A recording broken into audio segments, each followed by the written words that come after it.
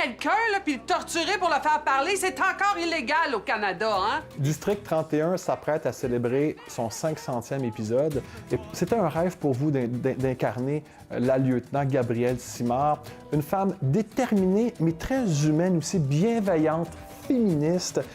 Vous aviez quelque chose à dire avec ce personnage-là que vous avez vraiment à cœur, non? Vraiment. Vraiment. J'aime beaucoup la description que vous en faites. OK. Parce qu'au départ, c'était pas tout à fait ça. Ça a été difficile de la trouver. Tu sais, je pense autant pour moi que pour Luc aussi, on la cherchait. Es-tu fine? Es-tu pas fine? Est-ce qu'elle va être bonne pour le district ou pas?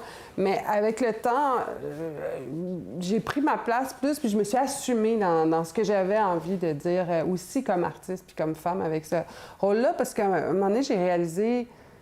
Tu sais, à mon âge, les femmes actrices, on est souvent la mère de quelqu'un. On existe beaucoup à travers la maternité, nos personnages féminins. Fait que d'en voir une comme ça, qui a son existence propre avec ses causes à elle, qu'elle défend, puis tout ça, c'est un cadeau du ciel, vraiment. Justement, qu'est-ce que vous aviez à dire en tant qu'artiste? Qu'est-ce que vous vouliez dire à travers la lieutenant? Bien, je pense que c'était très confrontant pour beaucoup de monde. Et pour moi aussi, de voir à quel point une femme en position d'autorité, qui n'est pas fine, qui a du caractère, ça passe très mal dans la société. Ils sont pas au-dessus des lois! Je me suis dit, si quand je suis arrivée, le lieutenant, ça avait été un homme, qui a été mal engueulé de même, puis tout, mais que depuis le début, tout le monde dit qu'il est hyper compétent, est-ce qu'elle aurait été autant détestée par le public que là, une femme? Je sais pas, tu sais, fait que là, j'ai trouvé ça le fun d'essayer de trouver une façon de garder son pouvoir puis sa fermeté. Il n'y a pas personne qui va venir mettre son nez dans les enquêtes de mon monde. Tout en y amenant une humanité qui ferait que le public pourrait s'y attacher, tu sais, parce que c'est ça. On aime beaucoup ça quand les femmes sont gentilles. Puis quand elles sont pas fines, on n'aime pas ça. Mais tu sais, elle n'est pas là pour être fine. Elle est là pour runner un poste de police. Ça va bien avec ta jalousie? Hélène, c'est la recherchiste des émissions culturelles de Radio-Canada sur la 3. Avant que les caméras s'allument, je vous disais que j'ai suivi Rumeur avec ma copine de l'époque. Et moi, j'étais Geneviève Brouillette dans cette série-là. C'était vraiment un rôle important pour vous. Vraiment. Je crois que c'est le rôle le plus marquant de ma carrière. C'était merveilleux, tu sais, c'était facile, ça coulait de source, disons. Fait que ça a été comme... c'est ça, une rencontre merveilleuse. Et à chaque fois, encore aujourd'hui, parce que je suis vraiment étonnée, là, il n'y a pas un mois qui passe sans que quelqu'un m'en reparle. Les gens se retapent pour la 5e fois la série ou des jeunes l'écoutent sur tout.tv puis ils se retrouvent aussi. Puis à chaque fois que je rencontre quelqu'un qui aime Rumeur, je l'aime. Parce que je me dis, si t'es capable de catcher cet humour-là, cette intelligence-là, c'est sûr que je vais t'aimer. Henri, je t'en supplie, continue pas à me réveiller. Vous êtes un magnifique exemple de résilience parce que, après vos études en 1989, vous êtes sorti de l'option théâtre du Cégep de Saint-Hyacinthe. Vous avez fait des auditions au CATSU qui ne se sont peut-être pas déroulées comme vous le souhaitiez.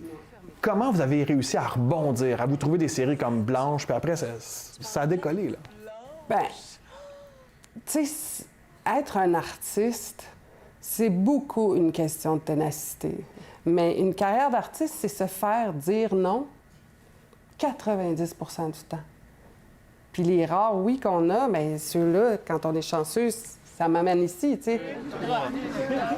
Moi, avant d'avoir District, là, je pensais sincèrement que c'était fichu, c'était terminé.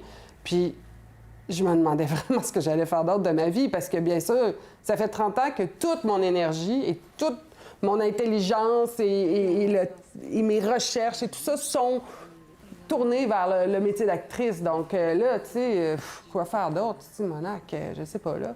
Puis j'aime ça, mais c'est ça. À chaque fois, on a l'impression que c'est terminé, puis là, il faut une espèce d'acte de foi, là, de se dire, bon, ben justement, d'essayer d'être positif, puis de se dire, regarde, ça va revenir, il va y en avoir d'autres. Puis là, des fois, je m'amuse, tu sais, je regarde, mettons, les Oscars. Puis là, je regarde qui est pas là cette année, qui était un incontournable il y a 2 ans. Puis là, tu sais, c'est comme ça partout, pour tout le monde. Quand tu es un acteur, c'est ça ta réalité. Ma dernière question, parce que vous devez retourner sur le plateau de tournage. Geneviève Brouillette, la comédienne, habite en campagne, à l'extérieur de la ville de Montréal, loin du bruit de la ville. Ça vous permet de vous ressourcer pour devenir plus forte lorsque les caméras s'allument? Vraiment, vraiment. Bien, tu sais, j'ai un petit condo à Montréal, mais ma vraie maison est dans les cantons de l'Est. Ouais.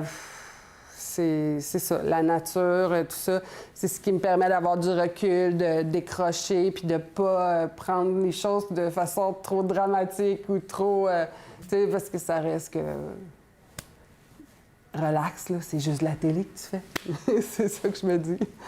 Geneviève Brouillette, cette entrevue était comme un morceau de gâteau au chocolat. Merci beaucoup. Merci.